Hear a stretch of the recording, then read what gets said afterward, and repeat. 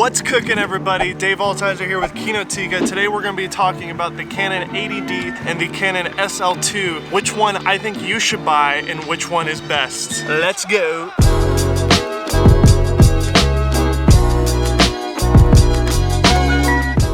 So this year Canon announced the Canon SL2 and it came with much anticipation. In fact, I did a camera review of it on this channel. Check it out with the card that I'll put here. I went into detail about the video and photo specs, but this video is specifically about which one you should get. We've got the Canon 80D, which is considered one of their top APS-C censored cameras, but it's like 2 or 3 years old now. We've also got the 7D Mark II, which is even older. But then we've also got on the lower end so many different variations. There's the newly released Canon SL2, the 77D, and the T7i. Not to mention the mirrorless cameras with the M6 and the M5. There's more of a confusing marketplace for APS-C cropped Canon cameras than ever. What's great about that is you can pick and choose what's most important to you and what matters most to you. I personally shoot all of my videos on the Canon 80D. I still feel like it is one of the best YouTube cameras available, and I am anticipating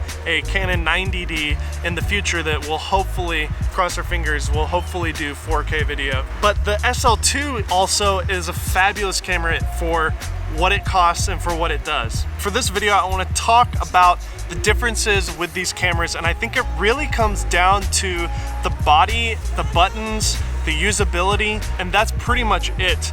The image quality on both of these cameras is virtually identical. In fact, they share a very similar sensor. I am pretty sure that this actually has the same sensor as the 80D. The only difference is it's got the Digic 7 processor rather than the Digic 6 processor, and that will add a little bit better noise performance, and that's why this camera can actually go up to a higher ISO. When it comes to photography, the 80D definitely beats the SL2. It has a faster burst rate, and the EVF is much better. You get a much better field of view when you look through the viewfinder. It's a 95% coverage versus the SL2, which has a 56% coverage. But ultimately, what I want you to take away from this video is the bodies and the buttons.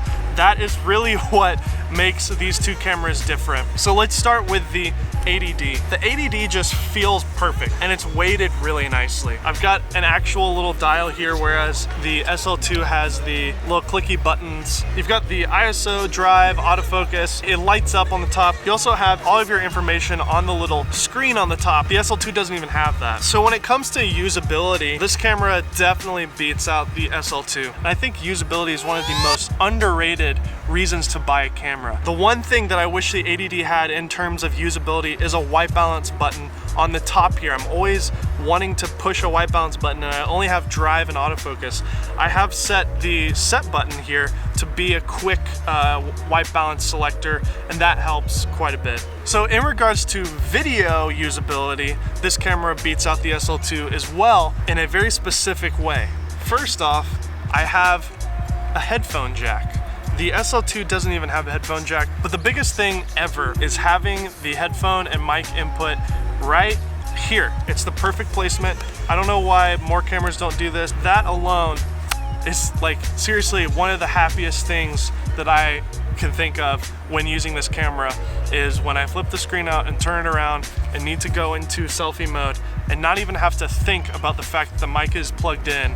That, believe it or not, is a huge deal. Also, the battery life on this camera, the 80D, is much better. It uses the 5D batteries, the LPE6 batteries, which I have a ton of just from gathering them over the years, and it lasts a very long time. In fact, I shot a video the other day and I just filmed myself for I think about an hour and a half, and I still didn't even go through one battery. Also, if you're using weather sealed lenses, this camera is weatherproof. Now let me explain why the SL2 is good. As soon as I pick it up, I realize how light this camera is. It weighs nothing.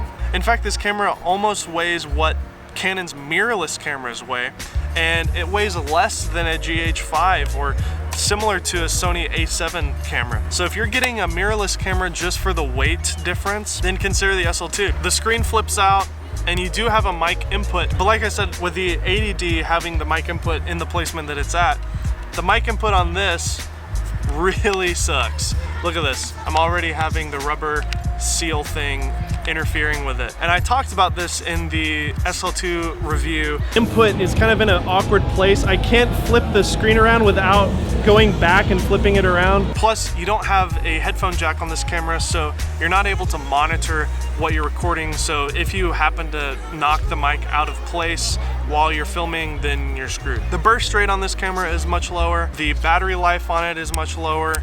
Also, the SD card slot is on the bottom here. Now, that may not seem like a big deal, but when you have your camera on a tripod and you need to change your card, it really sucks when you have to take the camera off the plate and then open this thing up and then take your SD card out. That's what's great about this camera, is the SD card slot is right here on the side. So you can have your camera on sticks, just like so, and you need to change the card. You don't have to even take your camera off the tripod to change the card. So that's one big win for the 80D. If it were up to me and money were no option, then I would say get both. Get an 80D for your everyday professional use and an SL2 for those moments when you need something small and lightweight. If you could only pick one, then I would probably still go with the 80D. Even though this camera is 2 years old, it's a very professional camera and it's really cheap to get refurbished or used on eBay. The 80D just has so many more pro features that if I were to only carry around one camera, it would definitely be the 80D over the SL2. I feel like I would be limited with this camera because of some of the things that I listed. I hope you guys enjoyed this video. If you did, give us a thumbs up and a comment. Make sure to subscribe to our channel. We've got more reviews and more tech things coming up. See you next time.